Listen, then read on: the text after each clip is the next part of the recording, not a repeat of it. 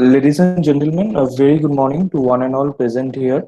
I, Avirup Shah, first year postgraduate student at the Department of International Relations, Jadavpur University, welcome you all to the first day of the two-day international virtual conference on Indian relations with Sri Lanka and Maldives, which has been organized by Kolkata Society for Asian Studies in collaboration with Indian Council of World Affairs New Delhi and Indian Council of Social Science Research, Eastern Regional Center, Ministry of Education, Government of India. I also extend best wishes and warm regards to the esteemed guests present here on the eve of Dol Jatra and the Festival of Holi. I hope the Festival of Colors brings bright and vibrant colors to our life. Talking on the concept of the international virtual conference, India's relationship with both Maldives and Sri Lanka are of long-standing, complex and multifaceted. Both countries have significant percentage of Indian origin population. Both have been strongly influenced by Indian culture and ideas across Asia and contributed significantly to the evolution and economy of modern India. In recent years, the relationship has been marked by close contracts at all levels. Trade and investment have grown, and there is a cooperation in the fields of development, education, culture, and defense. Both countries share a broad understanding on major issues of international interest. In recent years, significant progress in implementation of developmental assistance projects have been also facilitated.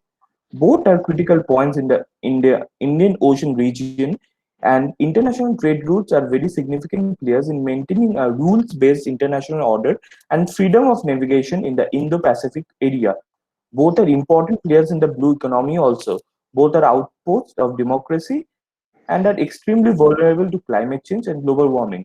Both have multilateral and bilateral free trade agreements with India, and both are significant tourism destination, including for Indian travelers. Maritime boundary violations over fishing operations remain a major issue between India and Sri Lanka. Maritime surveillance and ocean security are also major areas of cooperation. Purpose of this conference will be to evaluate the current state of bilateral relations and multilateral cooperation between India, Sri Lanka, and Maldives to suggest ways to broaden, diversify, and deepen B2B and P2P relations between the three nations. Before commencing further, I would like to introduce Dr. Shormishra De Basu, Secretary of Kolkata Society for Asian Studies and Joint Convener of the conference, who will be delivering the welcome speech for the conference in the moment later. Dr. Basu has been involved in research programs of different premier institutes like the Asiatic Society, Kolkata, Indian Council of Social Science Research, New Delhi, Kolkata Society for Asian Studies, and Indian National Trust for Art and Culture Heritage. She has worked on the socio-economic background on several folk dances of Bengal and Assam. She bears the responsibility as Secretary of the Kolkata Society for Asian Studies. Now I pass over the microphone to ma'am for further proceedings of the conference. Ma'am, please. Thank you. Welcome and a very good morning to everyone. Respected President Dr. Satyabrat Chakraborty, Honorable Chief Guest, His Excellency Mr.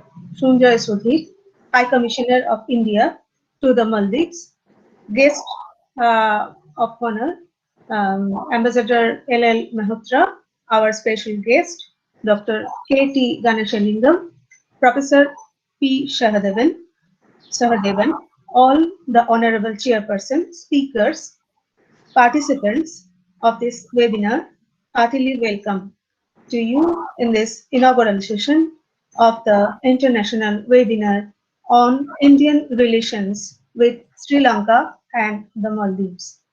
Welcome to the advisory body member, executive body members, and the annual members of Kolkata Society for Asian Studies, respected delegates from the two collaborating institutions, Indian Council of World Affairs and the Indian Council of Social Science Research, Eastern Regional Center, ICCR ERC.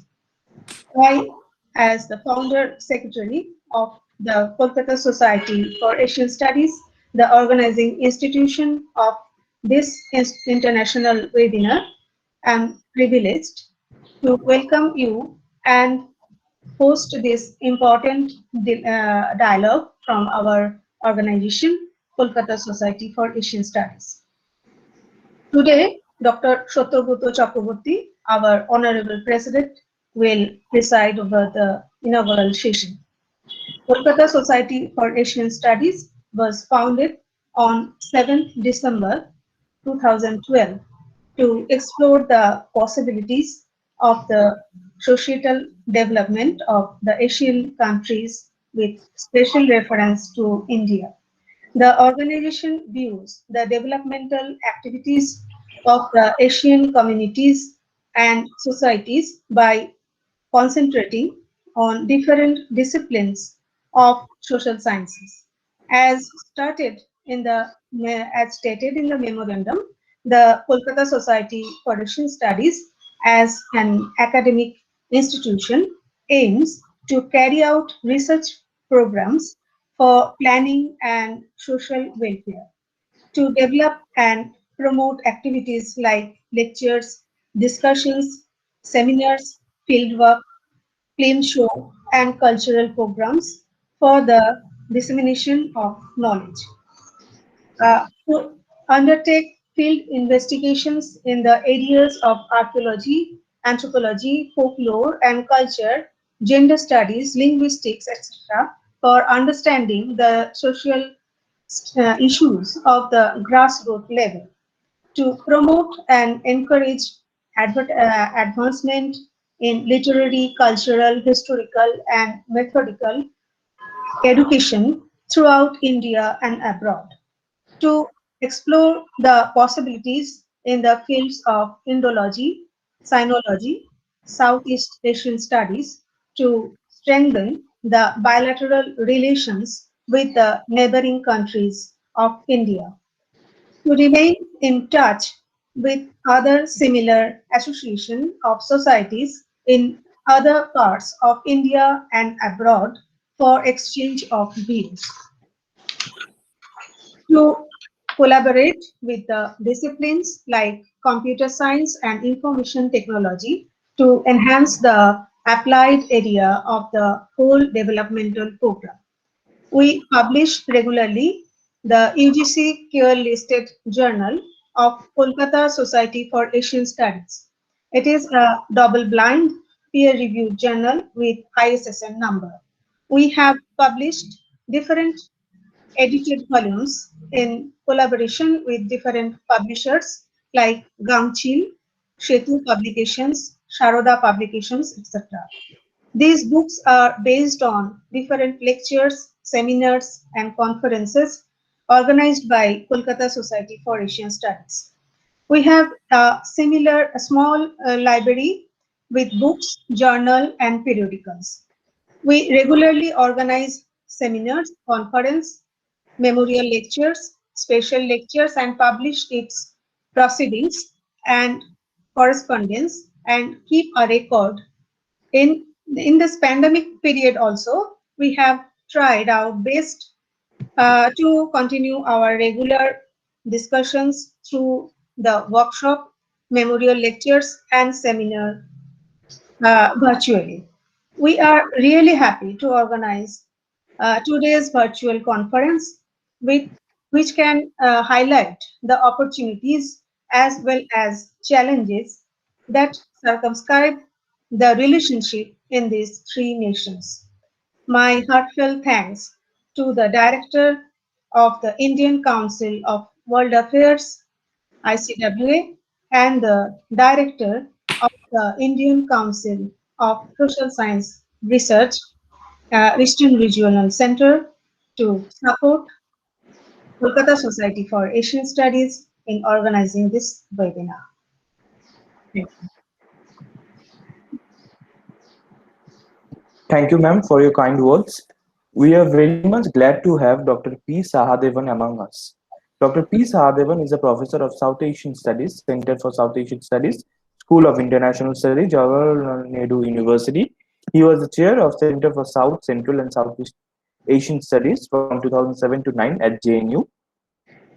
He He was a Leverhulme Visiting Fellow at the Department of Politics and International Relations, University of Kent at Canterbury, UK, and Ford Foundation funded Visiting Fellow at Joan B. Kroc Institute for International Peace Studies, University of Notre Dame, USA. He has delivered over 100 seminar and conference talks and public lectures at institutions in India and abroad on various themes related to South Asia.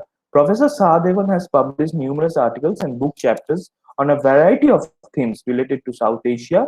His authored and edited books include Politics of Conflict and Peace in Sri Lanka, Coping with Disorders, Strategies to Include End Internal Wars in South Asia, India and Overseas Indians, The Case of Sri Lanka, and many more. His areas of interest include India's foreign policy, Indian diaspora, peace and conflict resolution, ethnicity, terrorism, civil war, Sri Lankan and Maldivian studies.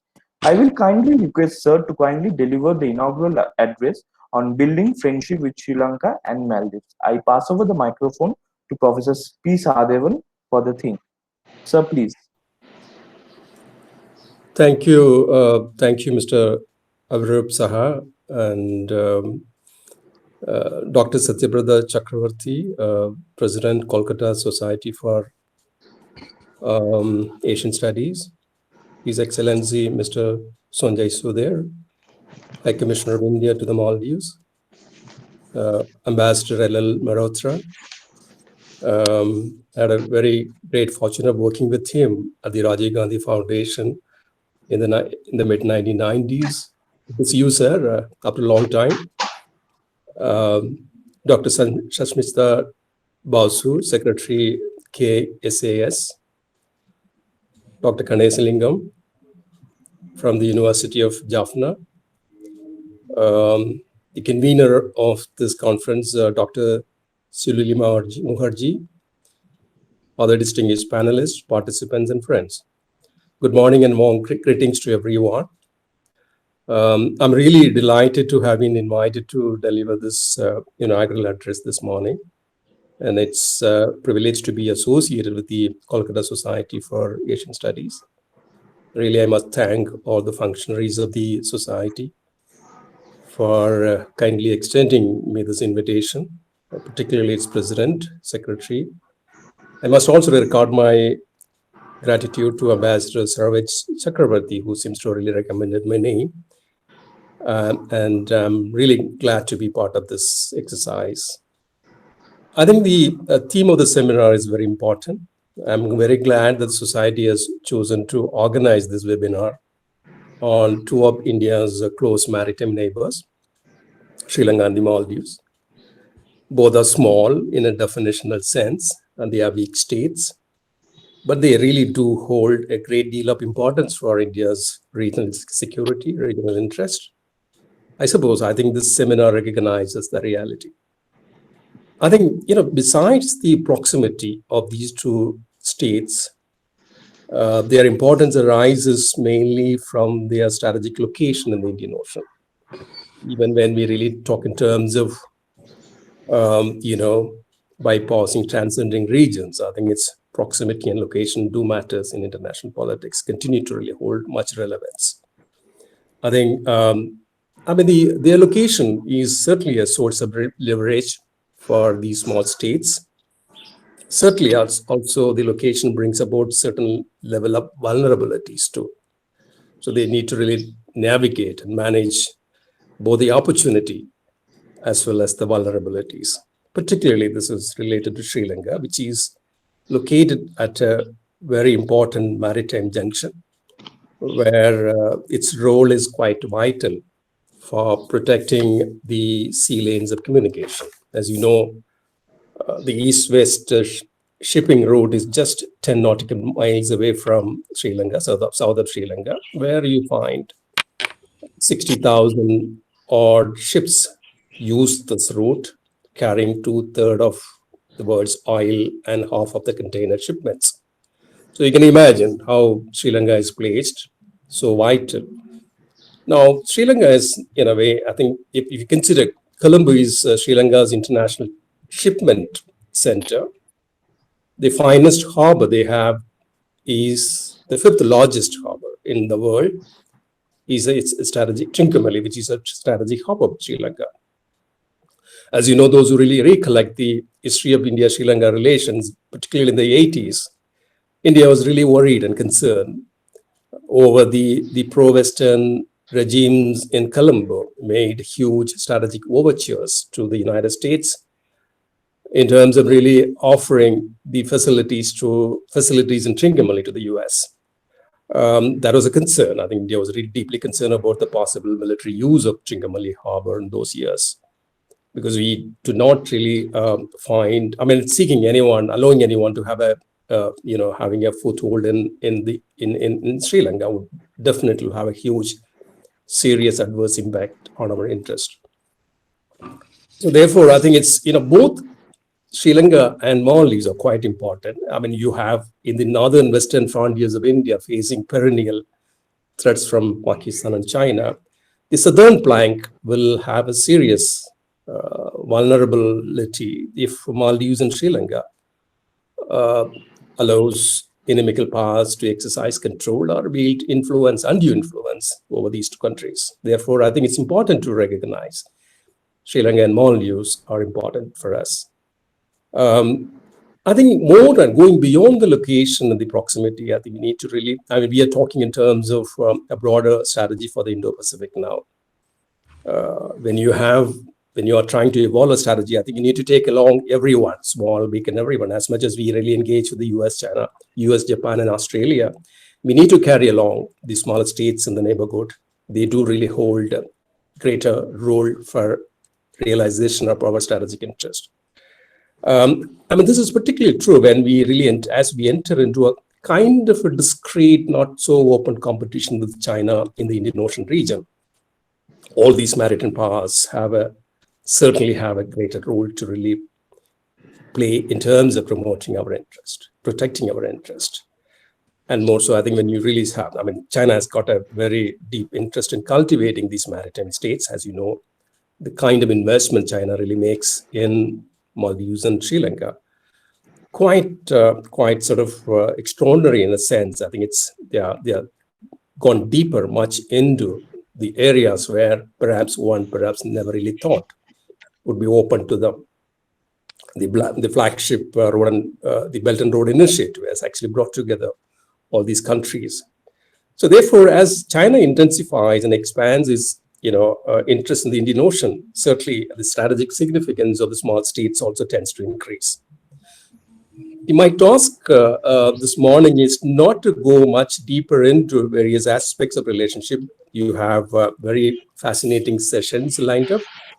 Rather, my task is to really sort of flag some of the issues, and then leave it for comprehensive discussion in today's sessions and tomorrow's one.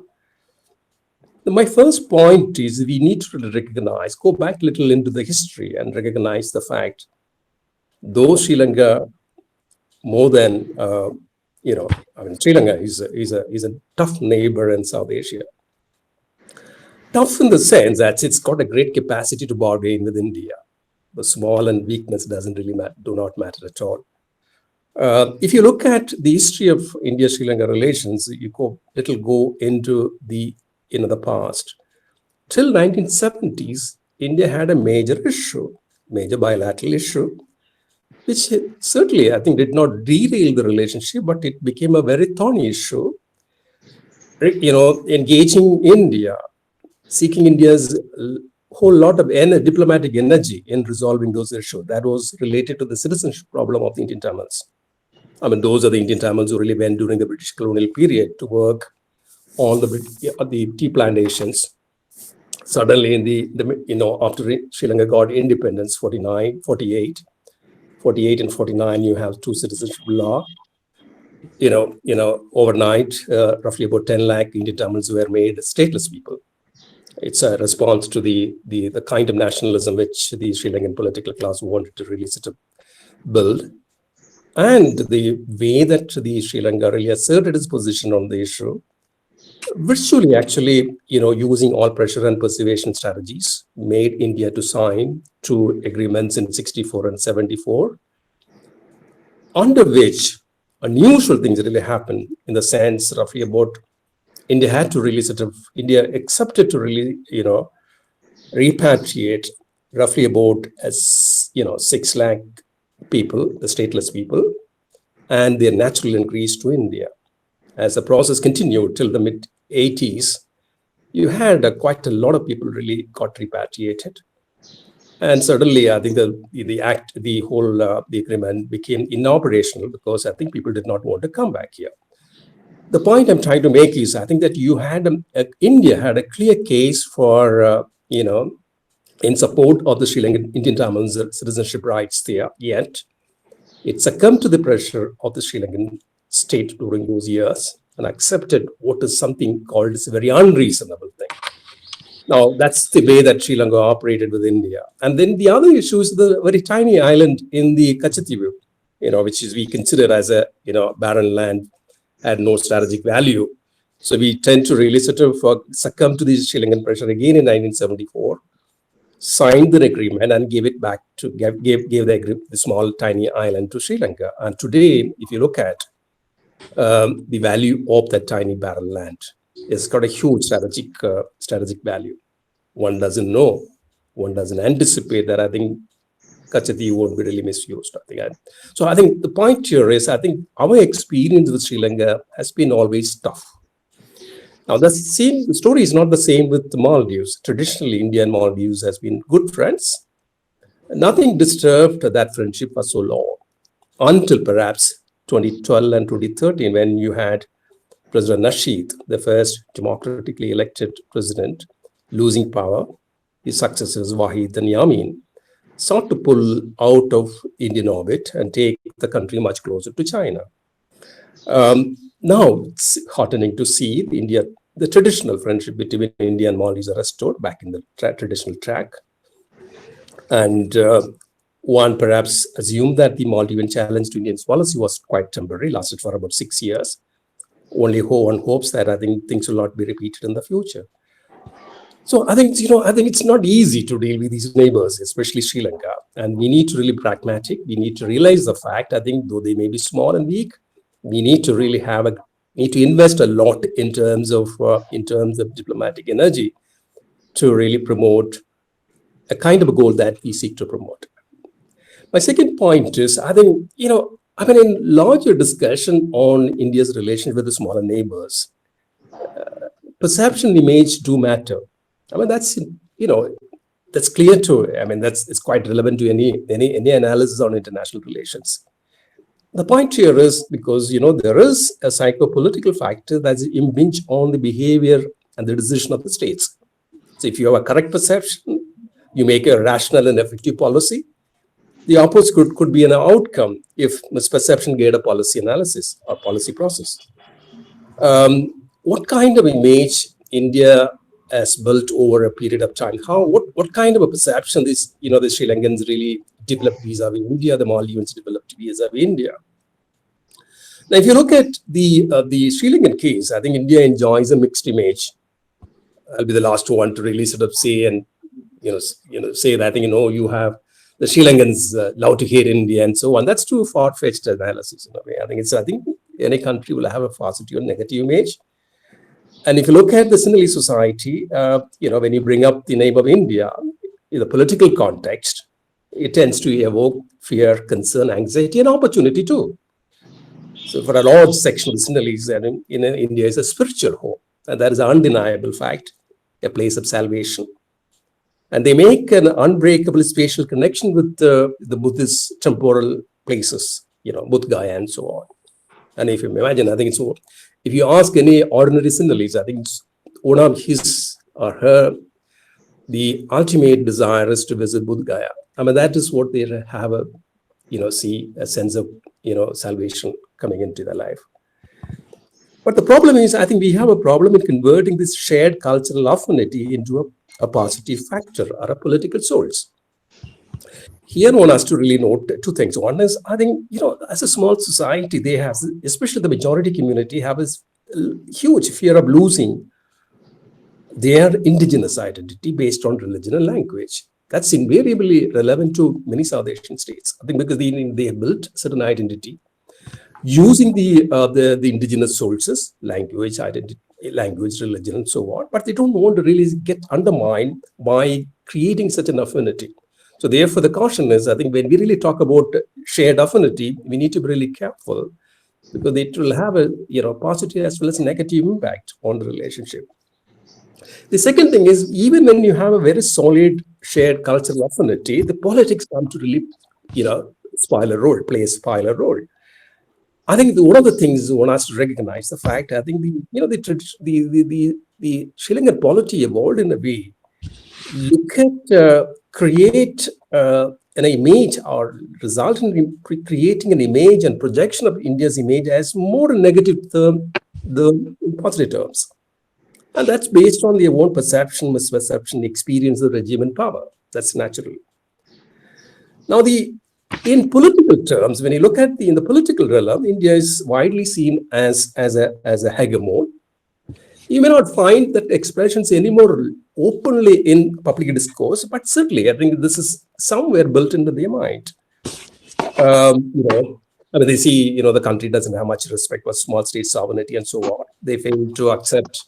They said India doesn't believe in sovereign equality in international relations. It is an interventionist force and so on. They immediately connect the India's role in the 80s in Sri Lanka's conflict to really sort of, defend their position, defend their projection of India as a hegemon and so on. Now, the point here is, I think in the process, what they really see, I think the 87 India-Sri Lanka Accord is declared as an outcome of Indian hegemony. In the 80s, I think IPK was branded as an army of occupation. And then they really sort of, see what all happened in the 80s is a kind of an expression of India's expansionist course and so on and so forth. As I said, it doesn't really get reflected in everyday life now, but I think it's in the back of your mind. But what is not recognized is, I think no other country has actually contributed so much to the sovereignty of Sri Lanka except India. If you consider, I think if you look at the way that India pursued a policy in the 80s, imagine today give a chance to Sri Lanka, to China to protect Sri Lanka's sovereignty. What would be the Chinese? Chinese are transactional power. They want to get extracted something for the thing that they do in other country. You have in India invested so much in terms of men and material. The IPK operation, if it has cost 1,200 soldiers and and officers, that's a huge investment. I'm not talking in terms of the money that invested for the operation. No, these things don't really get reflected much in the larger analysis and the kind of mindset perhaps really the society has developed vis-a-vis India. Now, for the other side is Sri Lanka is, Sri Lankan Tamils look at India as a kin state. They really rely on India for the protection of their rights and so on and so forth. They really think that they have an ethnic bond with India through Tamil Nadu and so on. But at the same time, they also develop a sense of disappointment, saying that India is a country which is willing to compromise on the Sri Lankan Tamil interest in pursuit of their own national interest and regional interest and so on. So in summary, what you have is India's got a mixed image. The political elites play an influential role in development of perception and construction of the image.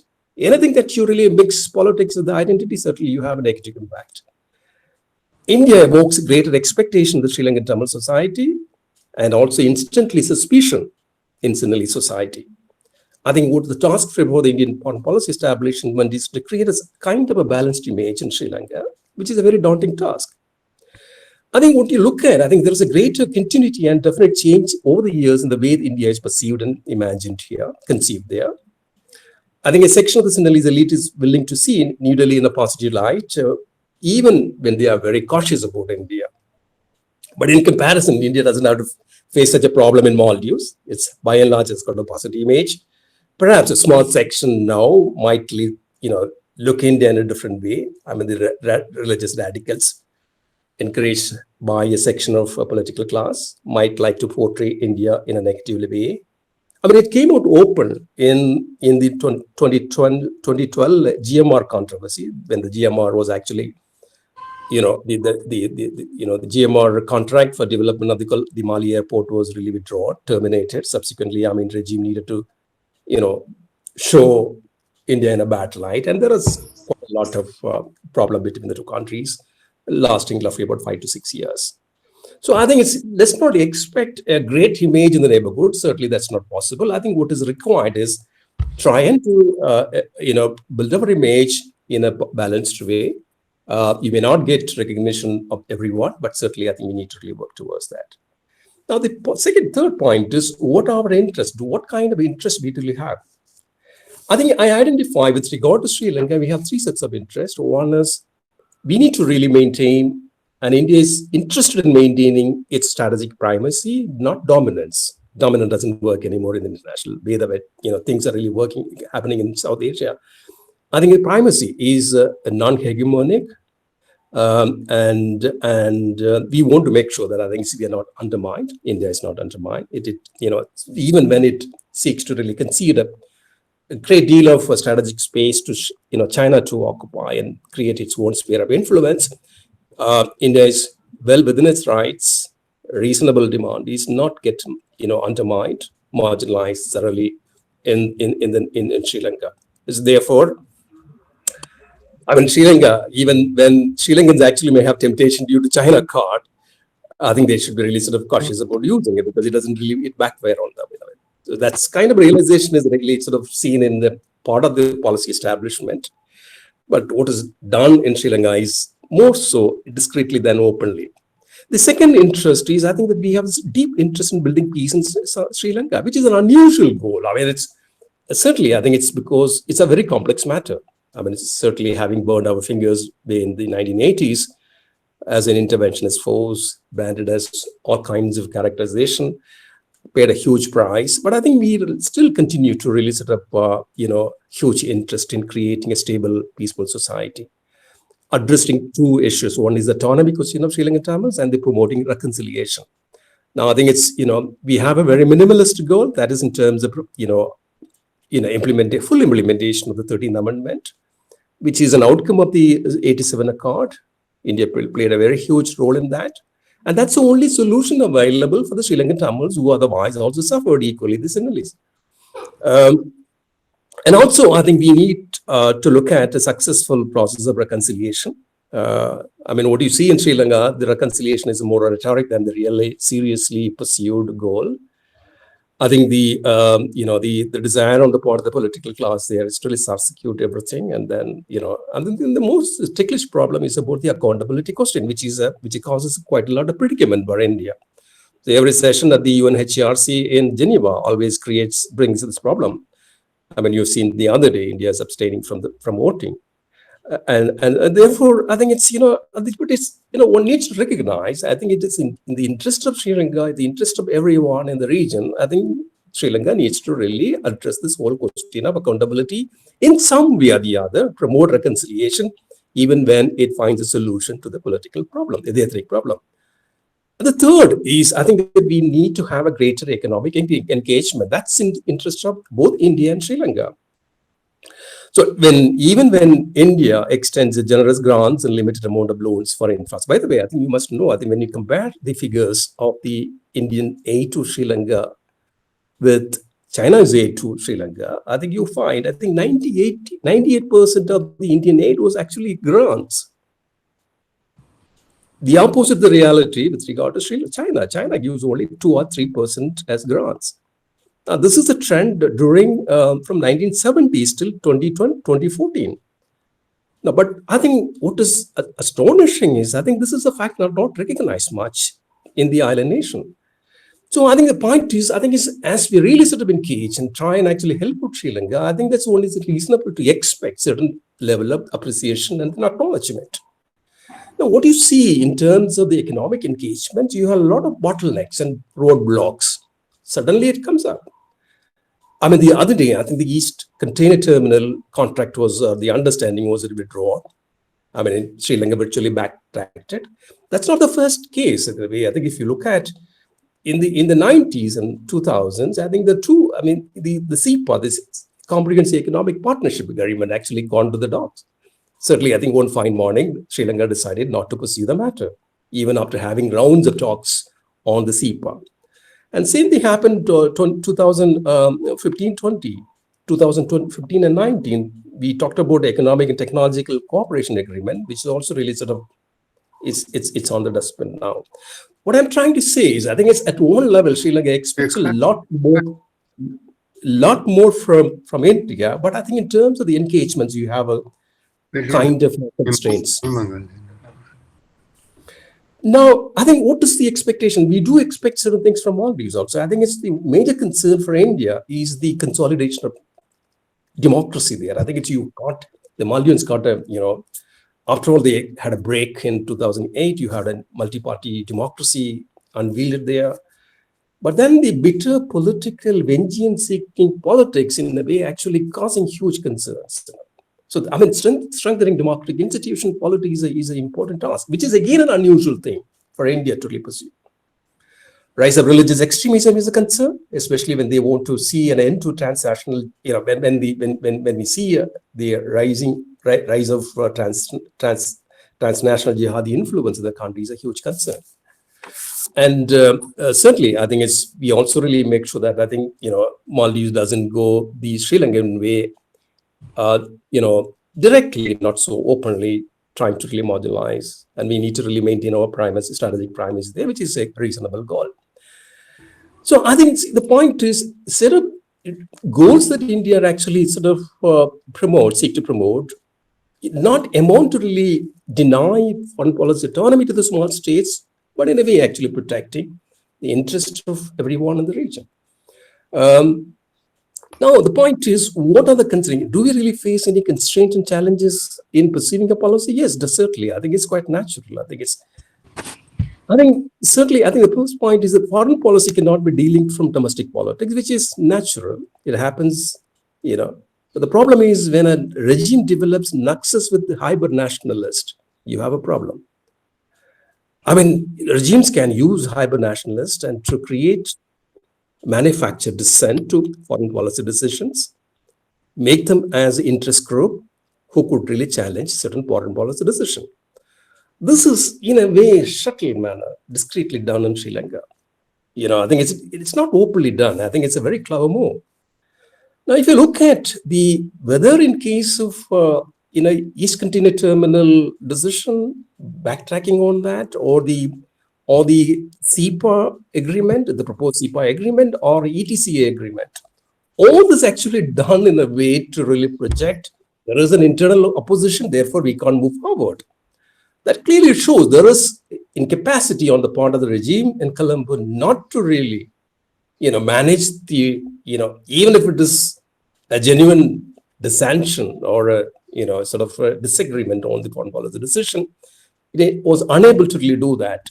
That speaks a little volume on the way that Sri Lanka operates. I think that we need to really, we also face a problem of misperception. There is a still nurtured traditional fear, often nurtured for political purpose, which may not be genuine, coming in the way of developing mutual friendship. I think this is something which is absent for so long in Maldives. One perhaps may not see a possible trend in the future, but certainly I think 2012, the GMR issue actually brought the kind of nexus between the regime and the religious zealots there, eventually leading to the complete breakdown of the agreement in 2012. Now, I think we need to recognize all these difficulties, but I think we need to move forward on that. I think it's building friendship with Sri Lanka and Maldives is in the interest of India, in the interest of everyone in the region. But I think building friendship can't be a one-way process. I think it entails a two-way process. I think you need to really have a two-way track to really promote this whole thing. I mean, in this context, and one has to go beyond the classical realism to look at, I think, you can't make every relationship transactional. Certainly, I think you can have it set up your interest and expectations. But at least, I think, we need to really have certain unfashionable principles and factors built into the kind of exercise we want to really do with these countries. The first thing is, I think, we can hop on the idea of shared destiny. I mean, if you emphasize so much on the, shared identity, then you have a political problem. But in terms of shared destiny, certainly, I think the small states come along.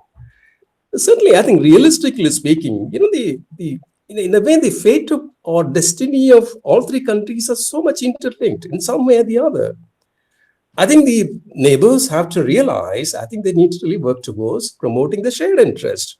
I mean, you can look around and see what are the interests on which both three countries can really get together.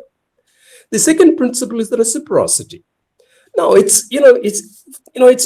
looks very good. I mean, in the 1996, we had the so-called, Gujarat Doctrine, which talks in terms of non-reciprocity. One of the cornerstone principles of the Gujarat Doctrine was that India doesn't expect reciprocity from the smaller countries.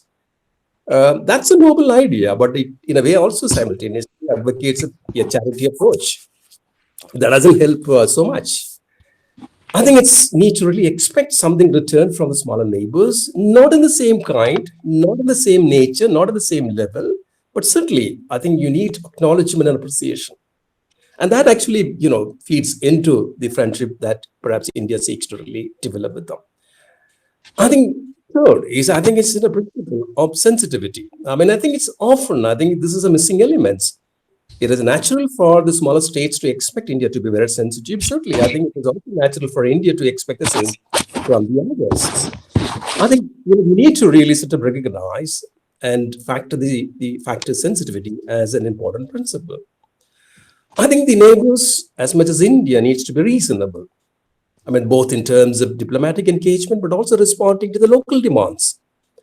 I mean, particularly in the case of Sri Lanka, I mean, I think one of the major issues that we really face, a constraint that we face, is the Sri Lankan state's inability to engage with its the minority population, Sri Lankan Tamils, both in terms of promoting reconciliation, but also finding autonomy solution. So I think, on the other hand, what you really see, I think, is a greater temptation on the part of the Sri Lankan states to do away with the 13th Amendment, which is the only living example of what really sort of happened in the 1980s in terms of addressing the core issue of the powerlessness in the community.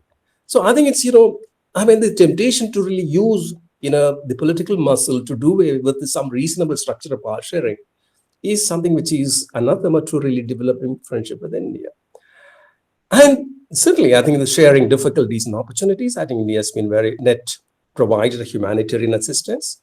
I think it's, and in India need to really go beyond to really develop knowledge. And certainly, I think you can, in the process, you can actually sort of create a constituency. Creation of constituency in support of India, or in a way, actually sort of have a positive image about India is a long drawn. I think we continue to do that. China doesn't do it. China's investment is not on the state, not on the societies. Look at the Meha project they're really undertaken, leading the virtual debt trap that Sri Lanka is now, is quite contrast to what actually we in India really pursues. And certainly, finally, I think we need to have a very careful bipartisan political approach, not just investing in the ruling regime, but also we need to really cultivate everyone in the political sector, thinking that I think today's who are in opposition might actually rule us next day. I think that we need to really broaden our understanding, broaden our engagement, virtually really pursuing a bipartisan approach. I mean, it's a long drawn. I think it's once you recognize the difficulties in the neighborhood, certainly I think your task would change, your strategy would change, and therefore I think it's it's a continuous effort. I mean, these are the points that I wanted to actually flag at the beginning, so that the sessions would actually pick up some of these points for a further deliberation. And thank you so much for the opportunity and listening to me. Thank you very much. Thank you very much, sir, for your enriching and enlightening words. Now we'll be moving on with the further commencement. Dr. K.T. Ganeshangalam is not here with us at this moment now. He'll be joining the meeting in a few months later. So it gives me immense pleasure to introduce a guest of honor for the conference before the esteemed guest. We are very much glad and honored to have Ambassador Lakhan Mehrotra among us. Thank you, sir, for accepting our invitation. Ambassador Mehrotra is the former Secretary of Ministry of External Affairs, Government of India, and coordinator of the Rajiv Gandhi Foundation South Asian Chapter. During his Indian Foreign Service career, he served as India's liaison officer with Dalai Lama at Dharmshala, Consul in the Consulate General of India in New York, as well as First Secretary in the Permanent Mission of India to the United Nations. There, even Consul General in San Francisco and as head of mission in China, Mexico, Cuba, and Soviet Union, Argentina, Uruguay, Paraguay, Yugoslavia, and Sri Lanka. While in Sri Lanka, he also served as president of the Colombo Plan. He retired from the Indian Foreign Service in 1992 as a Secretary, Ministry of External Affairs, and Prime Minister's Special Envoy for Africa. Ambassador Marotta will be speaking upon on the theme of India's relations with Sri Lanka and Maldives, past, present, and future. I pass over the microphone to Sir and kindly request him for his words. Sir, please. Do you see me on the screen? I don't see myself. Can I carry on? Yes, sir. Yes, sir. You're visible.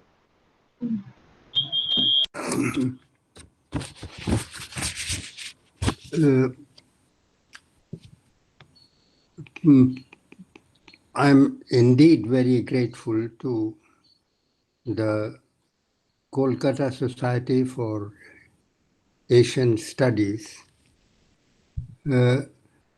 Its president, Mr. Satyabrata Chakravarti, an old colleague of mine, Dr. Sharmishta Basu, and other members of the Executive Committee of KSAS, the distinguished academics present here, Professor Sahadevan, who has just spoken before me and made my task much easier, the High Commissioner of India to Sri Lanka, another colleague of mine, who is expected to speak on Maldives. I thank you all,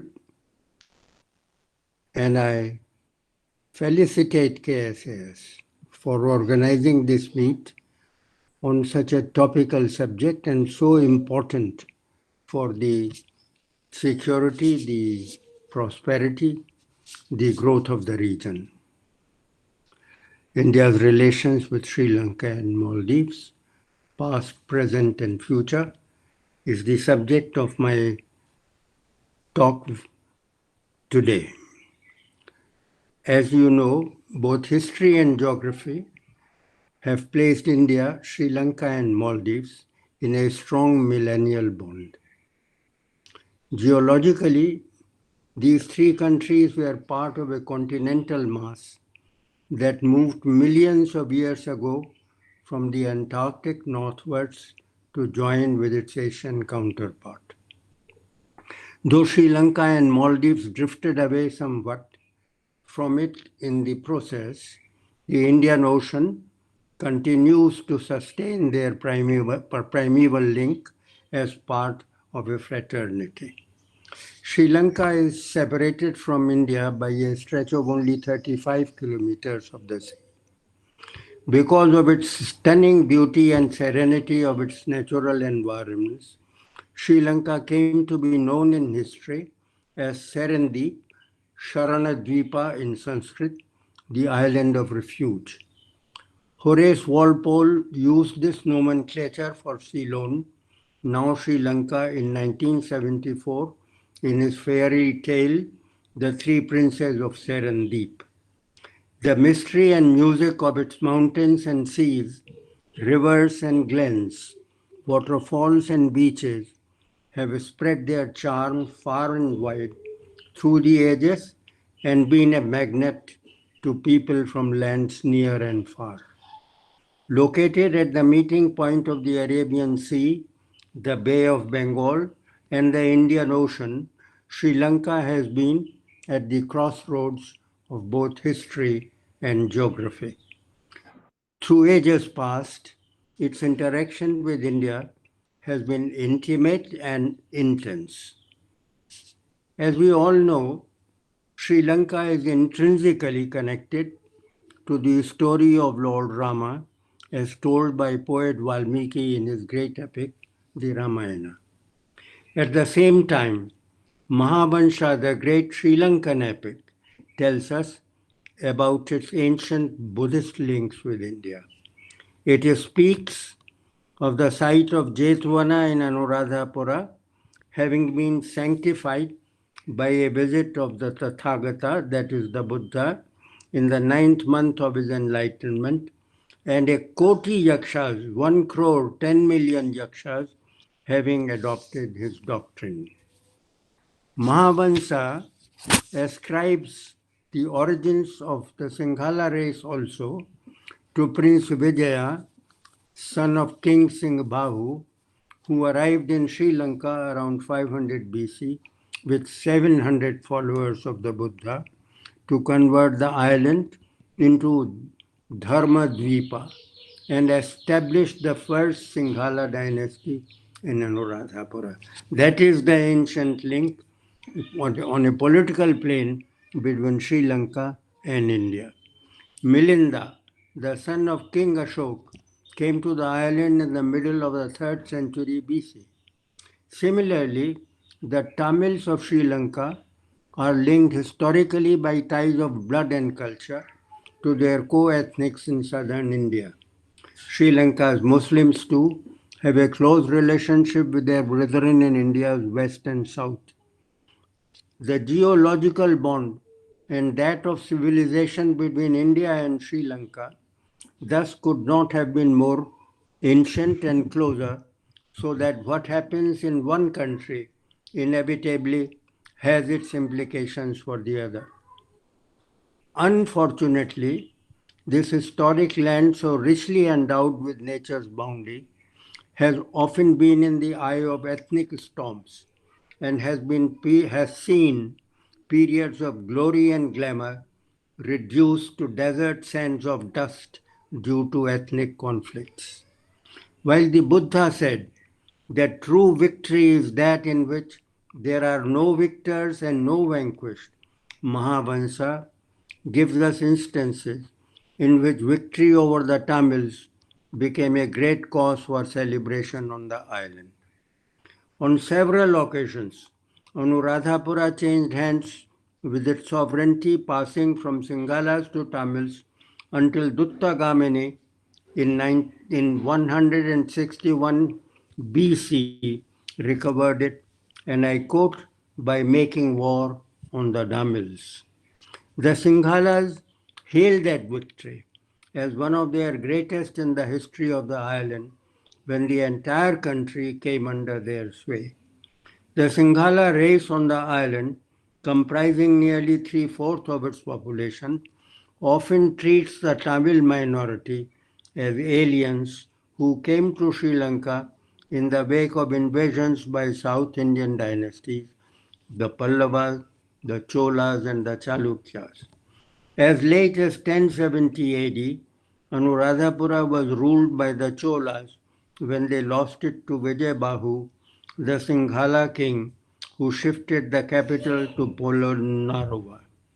In Polonnaruwa, the Singhala and Tamil cultures merged and mingled with each other magnificently and created a sense of unity in the midst of religious and cultural diversity.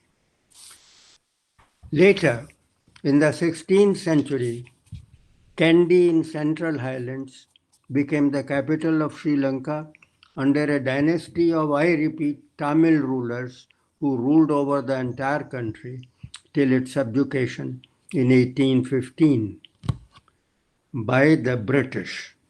The British rule ended in India in 1947 and in Sri Lanka soon thereafter in 1948. The dawn of independence was greeted in both countries with hope for exemplary good neighborly relations between them. While for most of the time they have remained very close and intense, the Singhala Tamil divide in Sri Lanka has often come in the way. I would endeavor to give you a little picture of how that conflict developed and grew into a monster in just a decade's time. On 26 June 1956, Prime Minister Bandaranaike, SWRD Bandaranaike, got the Sri Lankan Parliament to pass legislation making Sinhala the only official language of Sri Lanka. In 1960, just 4 years later, the Sri Lankan government under Sri Imabo Bandaranaike carried the Sinhala only policy of the former Prime Minister to its logical conclusion. She made it the language of administration throughout the country, to the utter chagrin of the Tamil community. The Tamils regarded the move as especially directed against them and treated it as an assault on their cultural identity and their employment opportunities in the country.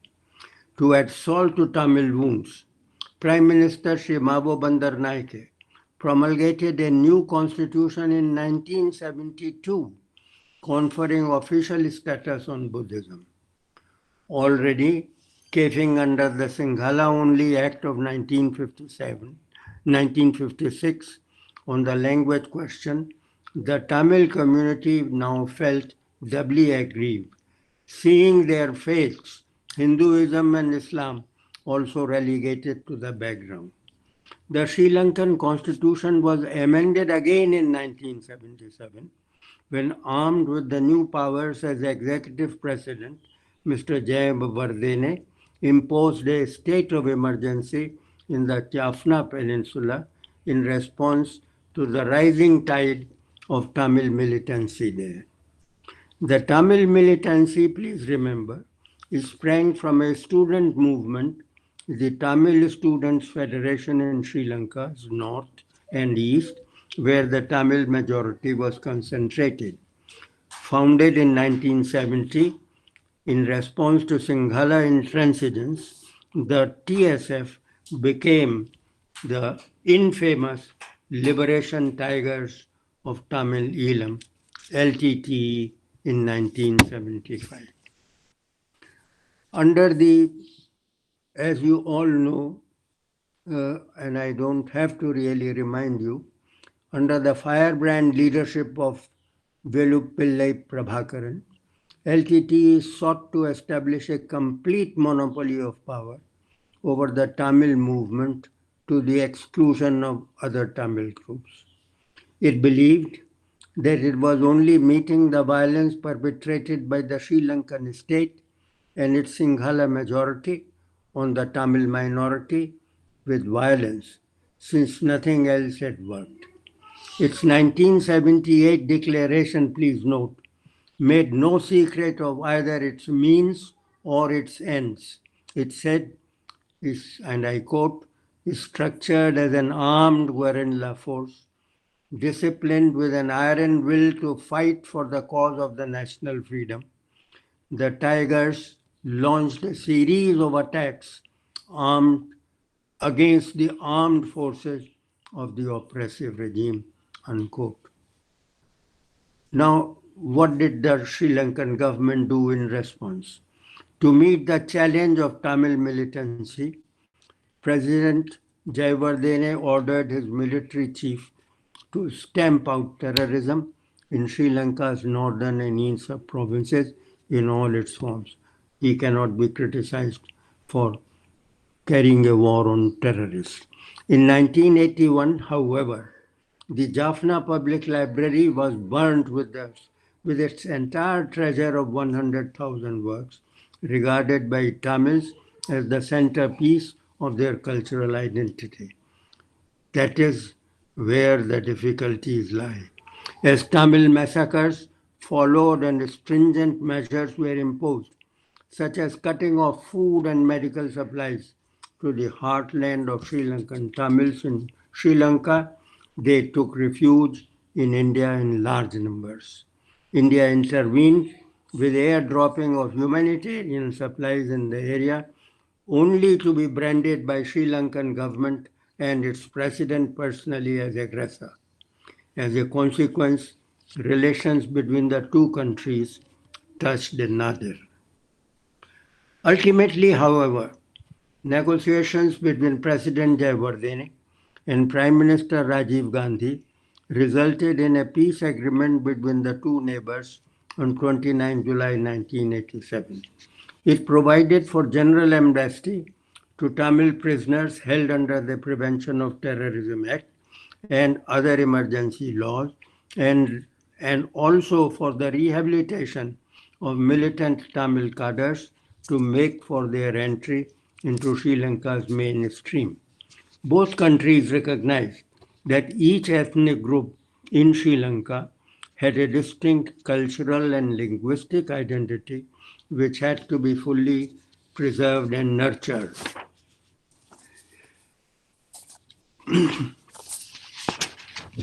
While underscoring the necessity of strengthening the forces contributing to the unity, sovereignty, and territorial integrity of Sri Lanka, the 1987 Accord sought to preserve Sri Lanka's character as multi-ethnic, multilingual, and multi-religious plural society, and I quote, in which all citizens can live in equality, safety, and harmony, and prosper and fulfill their aspirations, unquote.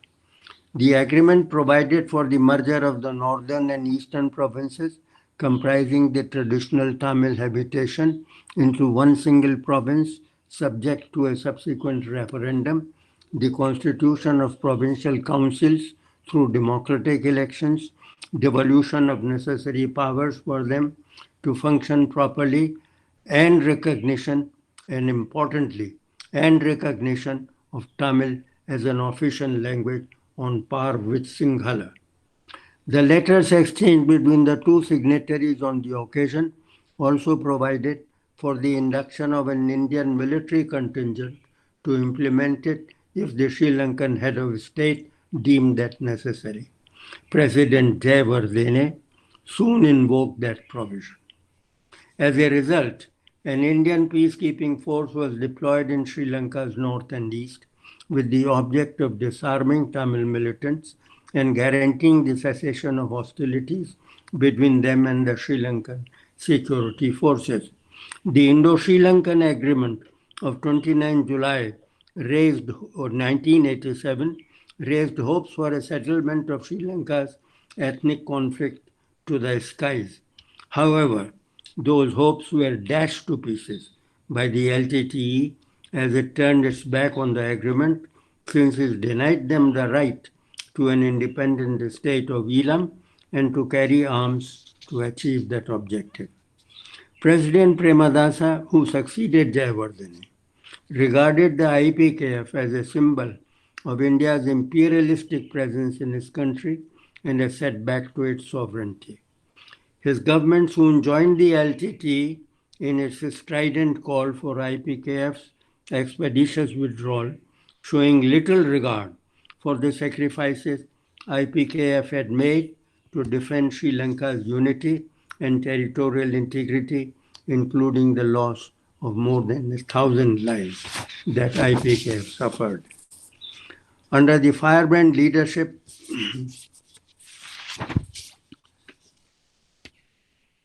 let me continue with what President Premadasa did further. President Premadasa perceived himself as the Tugaminu of his age. It was his dream to unite the nation again, and that is very recommendable, and be hailed like that legendary hero, Duttugaminu. In all his work as the country's helmsman, President Premadasa gave the highest priority to obtaining the prompt departure of the IPKF from Sri Lanka to restore his writ in the north and the east.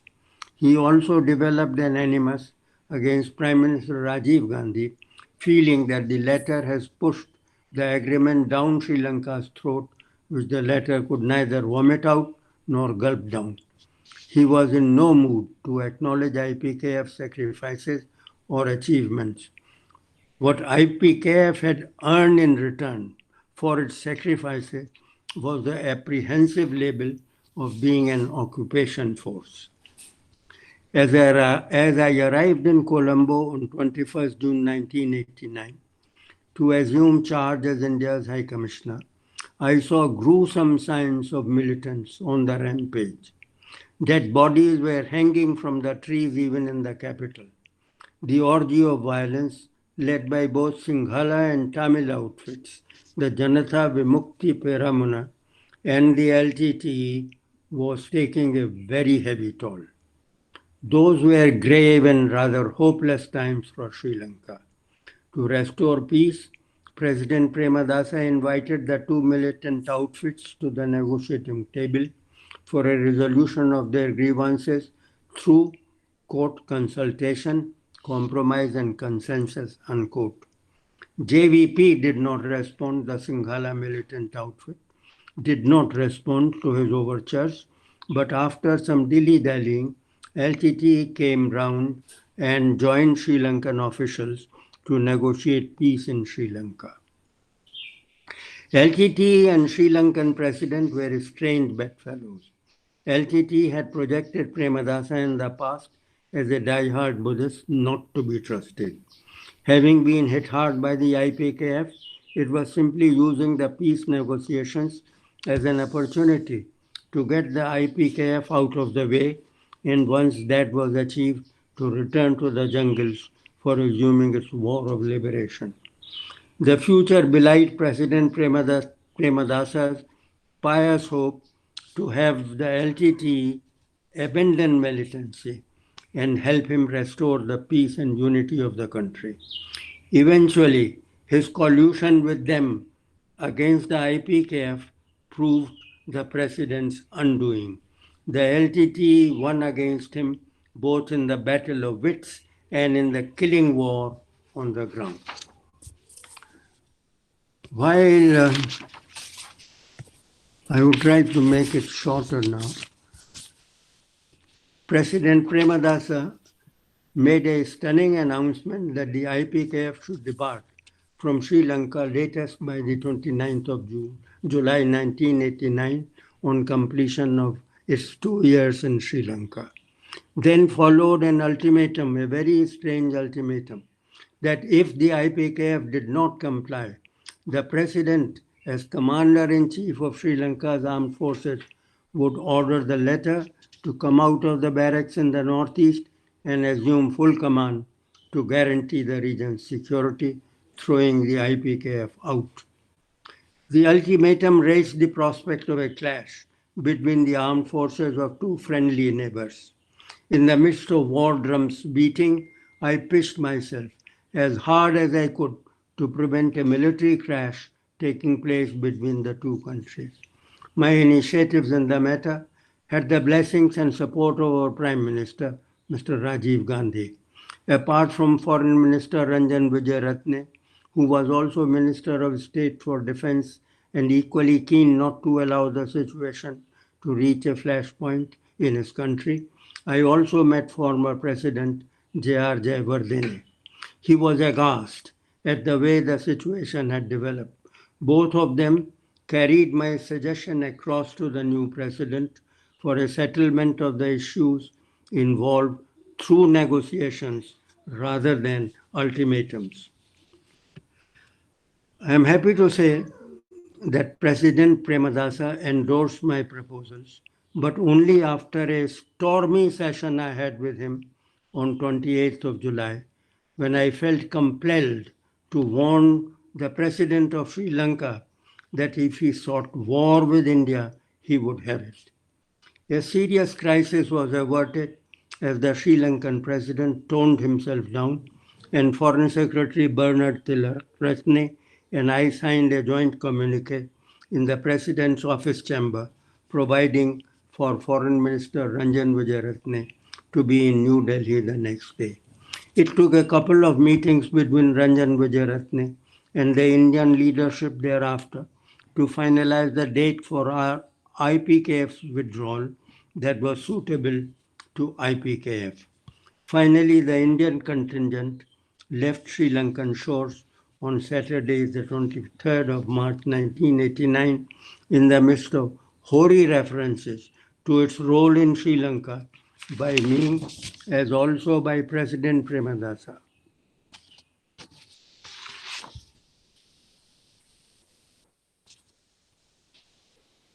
In a complete reversal of his earlier stand, President Premadasa very graciously spoke of IPKF sacrifices in the interest of the unity and integrity of Sri Lanka in a TV broadcast to the nation, also highlighted its achievement in that behalf in a formal letter to Prime Minister VP Singh.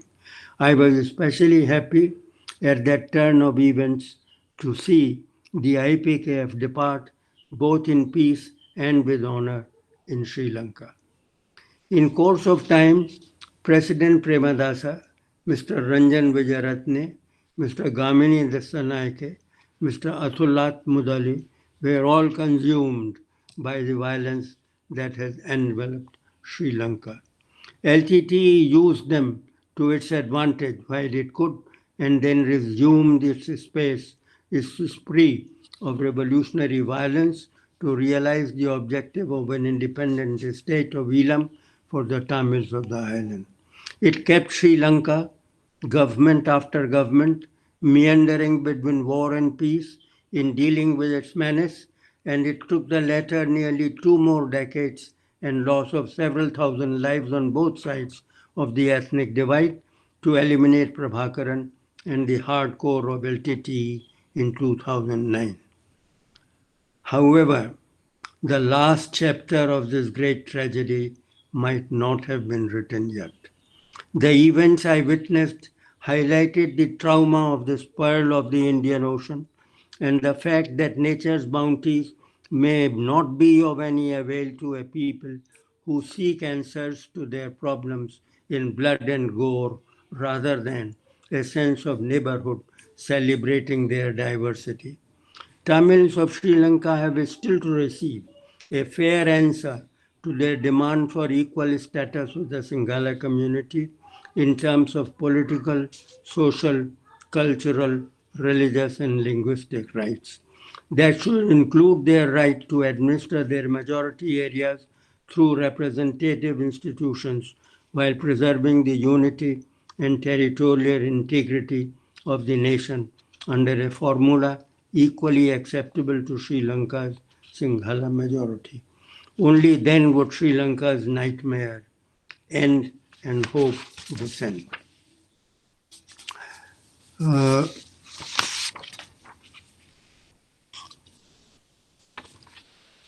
Sri Lanka's constitutional evolution, however, points in the opposite direction, and hope for the implementation of the devolution package promised as far as 1987 in the Sri Lanka Peace Accord to the Tamils is turning into despair. The scathing attack on Sri Lanka's human rights record under the 24th February 2021 UNHCR resolution also is symptomatic of little progress made on that front by Sri Lanka over decades. India's abstention during the vote on it on the 23rd of March must not be interpreted either in Sri Lanka or in India as a pointer towards lack of interest in the matter on India's part. Sri Lanka, on its part, must appreciate that if India did not support that resolution, it was only because of its very precious and close strategic partnership with its southern neighbor, and that it was now the latter's turn, Sri Lanka's turn, to deliver both on devolution and human rights issues concerning the well-being of its Tamil brethren. That strategic partnership is demonstrated by mutual visits and regular dialogue between the two nations at the highest level, very strong people-to-people ties, defense cooperation between the two countries in governmental and otherwise, a growing relationship in the interest of the security of the Indian Ocean region, and their close interaction with each other on issues of common concern in the international and multilateral fields. During the last 2 decades, however, China has tried to put spokes in the wheel of Indo-Sri Lankan relations. It has tried hard to displace India from its position of eminence in ties with Sri Lanka. China's links with Sri Lanka are no doubt of ancient vintage, going back as they do at least to the 5th century AD, with Fayan's sojourn of 2 years to study Buddhism in the island nation. However, those links were by and large religious and cultural. The new hegemon of Asia, however, now wants to swamp Sri Lanka economically by using its money power to take it into its debt trap, as it were. The Hambantota lease for 99 years as a consequence of Sri Lanka's inability to pay its indebtedness to China of billions of dollars and China's control over the security of the port developed by it is smack of the colonial ways adopted by European powers from the 15th century onwards to gain control of alien lands. Projects like the construction of the Hambantota International Airport, the development of the Colombo Port City, involving billions of dollars, must also be read in the same vein. There has been local agitation against the Chinese involvement in those and other infrastructure projects undertaken by China in Sri Lanka. But the Sri Lankan leadership at the top appears to be quite comfortable with the presence of the Chinese dragon in its courtyard, if only in a balancing act against the colossus to its north. Its mounting defense ties with China, which includes a supply of sophisticated equipment and training, Sri Lankan military cadres, and joint naval exercises with the Chinese Navy in its waters are also anathema to India. There is also a mutuality of interest between China and Sri Lanka on human rights issues, with China opposing UNHCR resolutions against Sri Lanka with regard to the atrocities perpetrated against the Tamil community before, during and after the 2009 war. At the same time, as a quid pro quo, Sri Lanka has been giving China a clean chit on the latter's human rights record vis-a-vis the Uyghurs in Xinjiang. While the Tamil issue and the growing Sino-Sri Lankan relations have now and then marred the flavor of India's ties with Sri Lanka, India has quite deftly managed to sustain its historic links on the majority of its relations with Sri Lanka. As for the future, I trust that they would be governed mainly by the following factors. One, close historic links with Sri Lanka, with India retaining its primacy in Sri Lanka's strategic calculus. The close ethnic bond between India, the state of Tamil Nadu, and the north and east of Sri Lanka. Restoration of normalcy in the lives of the people in Sri Lanka's north and east, considered by the Tamils as their traditional habitat, and the end of any discrimination against them as equal citizens of the land. Next, four, political evolution in the direction of self-governing institutions for the minorities in what may be a quasi-federal structure of the state of Sri Lanka, with full respect to its national sovereignty and territorial integrity. And finally, peace on the island on a continuing basis. Except for the now, as far as Maldives is concerned, I would leave the matter in the hands of the High Commissioner of India in Sri Lanka, my very eminent colleague, who will give a very detailed view on this. But I would only say, except for the interregnum of the Yamin presidency, the multi-dimensional relationship between India and Maldives has also flourished all along in the interest of the security of the Indian Ocean region and its growth. President Soli's policy of India first now has given a momentum to their bilateral relations, and they are growing closer by the day and taken care of, at least for the time being, of China's shameless attempts to dislodge India from its strong links with Maldives. The future beckons India, Sri Lanka, and Maldives, all three of them, to maintain their currently handsome association intact through a carefully considered strategy and nurse it strenuously in mutual interest and mutual benefit. In the end, I can do no better than quote from the Rig Veda in this context. Samani va akutihi samanaha hridayani vaha samanamastu vo mano yatha vas susahasati. Let your determination be the same be your hearts and minds, and may prosperity together on you smile. Thank you very much. Thank you, President Chakravarti. Thank you, sir, for your kind words and enriching us with your speech. Uh, as our Honorable Secretary have already informed, um, His Excellency Mr. Sunjoy Sudhir, High Commissioner in India to Maldives, would not be able to join the meeting as he has to leave his office for an emergency. He has extended, yes, sir. He has extended his sincere regret and best wishes for the conference. Honorable Mr. Rohit Rashid, Deputy High Commissioner in India to Maldives, has conveyed us this message.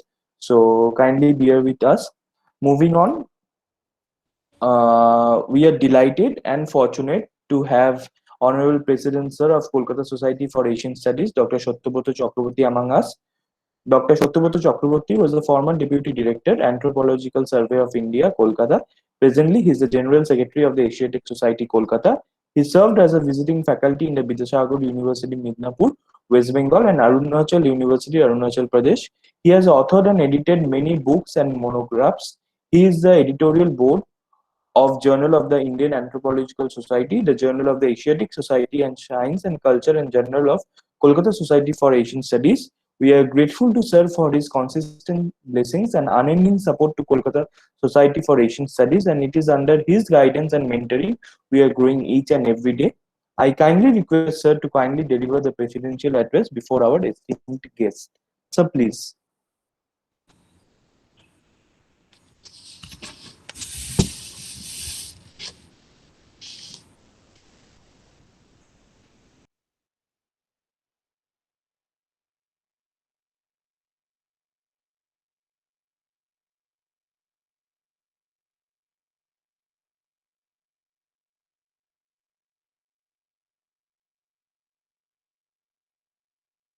Hello. Hello. Yes, sir, you are audible, sir. Yes. So, good morning, everybody. At the outset, let me welcome all the very distinguished speakers and participants of this two-day international seminar on a very important subject that has already been explained by our erudite scholars who have already placed before us their various viewpoints in a very panoramic sense of the term. Now, let me point out as a reference is probably by accident or maybe by design that we are meeting today, which is the day of Spring Festival or Color Festival as it is known in Bengali, Dol Purnima, where people observe this festival by extending their fraternity love to all the friends, relatives, and the community members across all divides. Now, in the context of these bilateral or multilateral relations that are being discussed in respect of India, Maldives, and Sri Lanka, I have really liked the term just now mentioned by Professor Malhotra, that this is a millennial bond between these three countries. And it is also a maritime bond in a sense, because they have certain common points to ponder over, such as territorial alliance, common economic interest, common defense strategy, common strategy for environmental conservation, and the measures for attaining cultural cooperation and understanding among all the communities that live inside these three countries. And being the big partner, we have our special role to play in the context of these international relations, especially in terms of the trade, commerce, culture, geostrategic importance, and diplomatic responsibilities, etc., etc., etc. And this is especially important in a situation where we are passing through the great pandemic constraints, almost confronting all the countries, all the nations across all divides in terms of economy, society, politics, culture, personal existence, strategy of living, and all that. So naturally, we are face to face with a reality which allows us to revisit and review into the entire situation that has helped us to grow side by side in a literal situation, and the role that an organization like us, Kolkata Society for Asian Studies, is just instrumental to bring all the good minds in a place, in a common place, to share their mutual note on the very important issues that really confront us day in and day out. I need not go into the details of the issues. This has been well explained already by our two erudite scholars, Professor P. Shahadevan and Ambassador L.L. Malhotra. And initially, it was also pointed out or outlined in a sense by our secretary, Dr. Sharmishta Devashu. And I believe, I still hope we may be joined a little later by Professor K.T. Ganeshalingam. I'm not sure where he is stuck up, but in these 2-day sessions, as the program has been slated, I have seen very many experts are taking part in this important transaction, and we will be looking forward to hearing them all. And at the end, we'll be looking for some kind of consensus that may be evolved in terms of projection, which we can offer from this platform to the Government of India to pursue it in future courses of action. So with this, I think I should congratulate all the participants once again, and especially my colleagues in the Kolkata Society for Asian Studies, who have taken pains in organizing this very important international webinar by working hard day in and day out during the last few days. So thank you very, very much.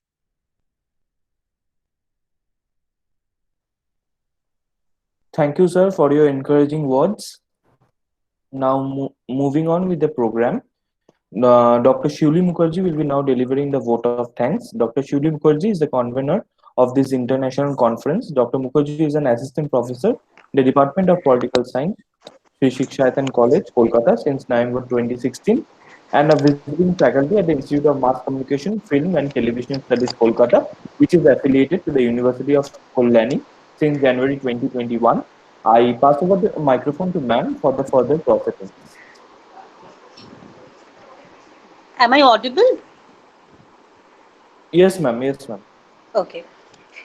On the auspicious occasion, I take the privilege to propose the vote of thanks. I, on behalf of Kolkata Society for Asian Studies, as one of the conveners for today's program, would express my immense gratitude to the organizers, Indian Council of World Affairs, New Delhi, and Indian Council of Social Science Research, Eastern Regional Center, Ministry of Education, Shiksha Mantralaya, for collaborating with us and making this two-day international virtual conference on India's relation with Sri Lanka and the Maldives happen. I express our gratitude to Professor P. Shahadevan, Professor, Center for Asian Studies, School of International Studies, JNU, for delivering an extremely enriching and erudite inaugural lecture on building friendship with Sri Lanka and the Maldives. Our thanks are reserved for the guest of honor, Ambassador L. Malhotra, formerly Secretary, Ministry of External Affairs, Government of India, and Coordinator, South Asia, Rajiv Gandhi Foundation, New Delhi, for delivering your lecture on India's relation with Sri Lanka and Maldives, past, present, and future. Your presence and lecture has enlightened us, sir. I extend my thanks to Dr. Shotyabrat Chakraborty, President, Kolkata Society for Asian Studies, and the General Secretary of the Asiatic Society for delivering the presidential address. I would like to express my thanks to Shri K.T. Ganeshalingam, Senior Lecturer, Political Science, University of Jaffna, for giving his consent to be present in the seminar.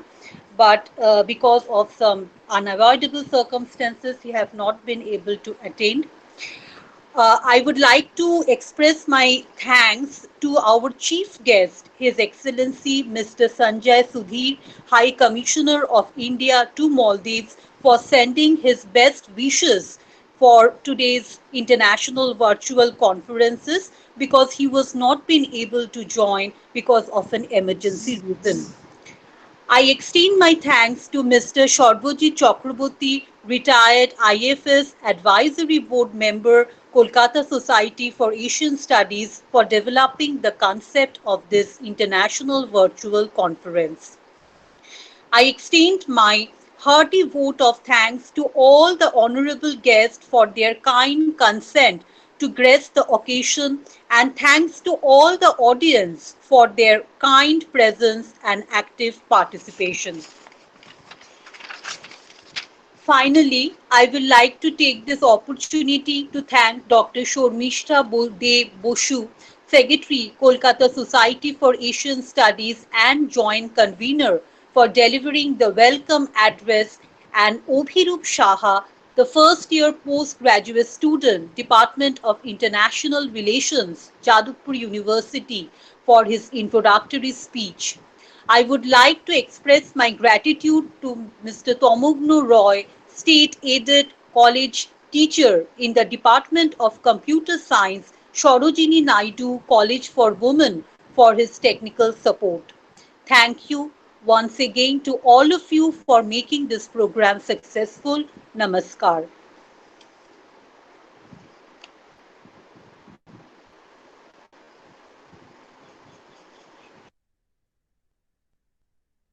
Thank you, ma'am.